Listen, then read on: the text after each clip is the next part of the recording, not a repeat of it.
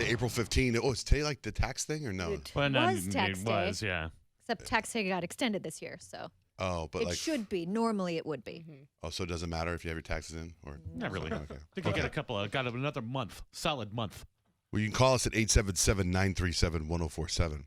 Remember the other day, Kyle, you brought that thing up on Tesla, the Tesla car, how you say open up butthole, and it does something. It's supposed to open up the back part of the car. Yeah, in some models it does the trunk, in some models the glove box, in some models the charging port, I guess. Yes. So yesterday, I was shooting these TV commercials in Rancho Sarita or Rancho Sahuarita, which is about 20 minutes south of Tucson. Beautiful place. And these people showed up and saw me there, and we were going to take a picture, and they pulled up in a Tesla. And my first thing was like, oh, my God, we got to do open butthole. And they were like, what? And I go, yeah, if you say open butthole in the voice command of the Tesla, it's supposed to open up something. They're like, we didn't know that. We didn't hear that. And I go, look. And so I Google it, and it was a trending story still. So I spend all this time with this mom and her daughter trying to get it to open.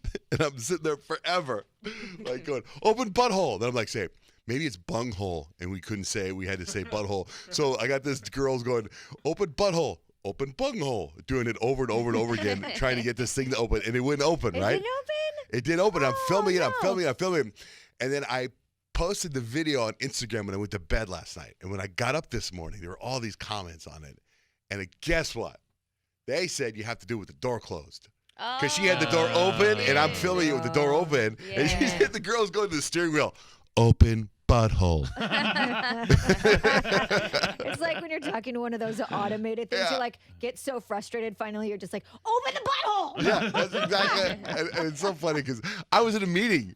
I was done with I had this whole crew of people, and we're in this meeting. And when the Tesla pulls up and they get out, I'm like, "Oh my God, you have a Tesla!" Hold on. And I went, and it was all I was doing was doing open butthole, open bunghole. And then the meeting like dissipated, and the people left. Like I never said goodbye to them because I was too busy going open butthole, open butthole. So I was so bummed they didn't do it. But anyway, so that happened yesterday. So I'm in Rancho Sahuarita, and it's this town. Get this. You know how when you go into a town and you'll see that sign that says, founded in 1835? That town was founded in 1994. You know what I mean? 1994. Took people that long to find it. And so I'm talking to the son of the guy that started it.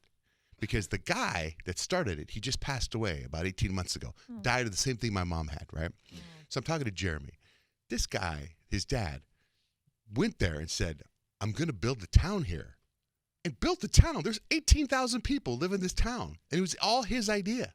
That's freaking amazing. Who does that? How do you start a town? Pioneers. So I'm telling my sister about it. My sister's like, is there a reality show there? Can we film on this? Can we start? Now this guy inherited a town. Like it's his town. It's Crazy. it's just weird. I remember when it was like really, really small, and you just see over the years like it expanded. It's Now beautiful. it's like huge. There's like parks and lakes and pools and Yeah, it's and then they really have nice. like these giant metal like lions and elephants for kids. I mean, it's just a bizarre place. Anyway, so I got a first world problem. And Grant, you're kind of involved, but you're kind of not involved. Okay. So I have, I've been working. I have this Peloton. Now, keep in mind, this is a first world problem all the way. And this is unrelatable. As far as I know, this is extremely unrelatable. I have this gym in my house, and I have a Peloton, and I have this whole weight set thing. Remember I was telling you about this weight set from these guys, too? I bought all these weights. So I have all these weights, and then I have this big universal gym. And as I've been working on building the gym, this room in my house used to be the dog rescue for Love Pup. So there's pee smell everywhere. We had to get rid of all the pee smell. And my universal gym was on these pads. Well, those pads have pee on them. So my wife ordered new pads, a whole new floor to come put in, right? So this company came in and went to go put the pads in. So they had to move the universal gym. And when they did that, they unplugged the Peloton and they moved everything. So I haven't done my Peloton workout, right? Because the company moved all that, and then they put the pads in, and they have to wait for the pads to settle. So now the universal gym has to be moved back onto these pads, but it can't be slid onto the pads because the pads are glued down. So it has to be placed on top of the pads. You follow me so far? Mm-hmm. It sounds very heavy. Very heavy. So the person that's kind of like running the show for us he's like, we have to take apart this machine, weights and pulleys and cords and stuff, and rebuild it. And it's only 10 feet. And so I'm like, why can't we just lift it up and carry it 10 feet? Well, I think it's going to be. Can't find a moving company that's willing to do that. Yeah, that's going to be super heavy. A moving company, they said there's liabilities. They can't do it. They don't want to do it. So they had a moving company that moved it and took it apart, and they slid it, but they won't. There's not a moving company that'll pick it up and move it to 10 feet. They won't do it.